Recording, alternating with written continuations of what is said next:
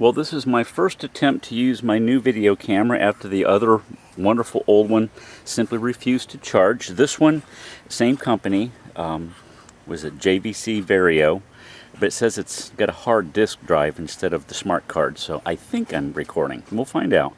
I want to cover a couple things. These are clusters of Gracie's grape, which is at the west end of the hen house, and they're generally smaller and tighter clusters.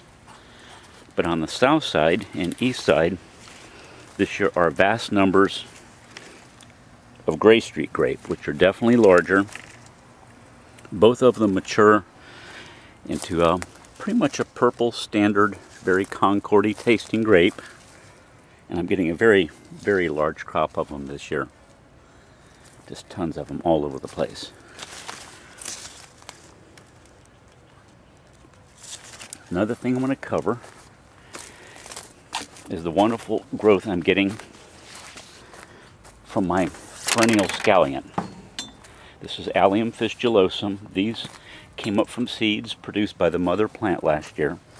They're thriving in this baby pool, actually kiddie pool, that Tim gave me that he scavenged, along with Hibiscus radiata, which looks astonishingly like cannabis, and also some Fife Creek okra. Yesterday I topped off the soil mix with some soil from other pots. I'm slowly raising the soil line.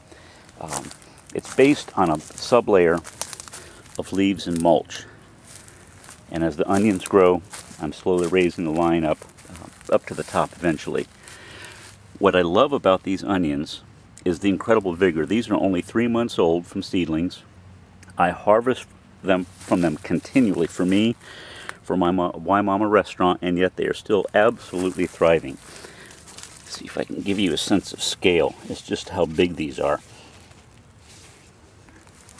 What I'm going to do is let these grow for probably close to a year as I make other baby pool collections of them, and then at some point start indulging in pulling them up and eating the lower white portion. Right now I want to be sure to not kill them, and I'm just using the tops. The flavor is a classic scallion taste, maybe a little bit of a touch of leek.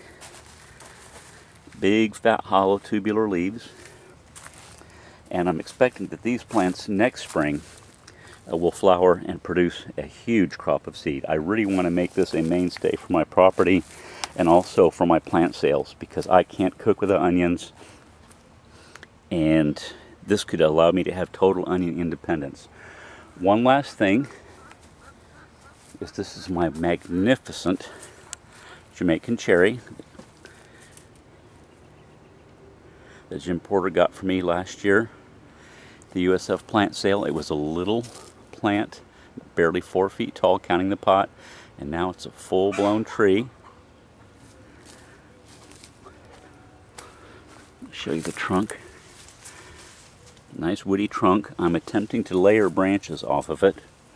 It's got a tremendous number of the flowers on it and a whole bunch of green fruits.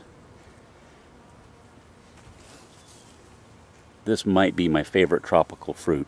When they're ripe, oh gosh, there's tons of them up there I hadn't noticed. When they're ripe, they remind me and many people of a mix of a really good watermelon and cotton candy.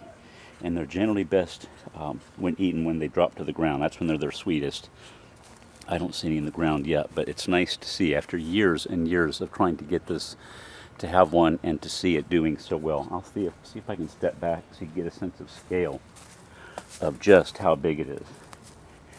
It really has become a small tree. One last view of Allium fistulosum. I'll never know what strain this is. I tried many that failed to be perennial in Tampa, and this one splashed out of one seedling tray into another tray, and I'll never know if it's the one from Japan. Who knows? All I know is I'm delighted. The mother plant, until I accidentally killed it by dividing it and pampering it too much, was 3 years old. So I definitely got past that 2-year line where the perennial nature is questionable. Okay, now off to see if I've in fact been shooting a video with this new camera. Bye-bye, y'all.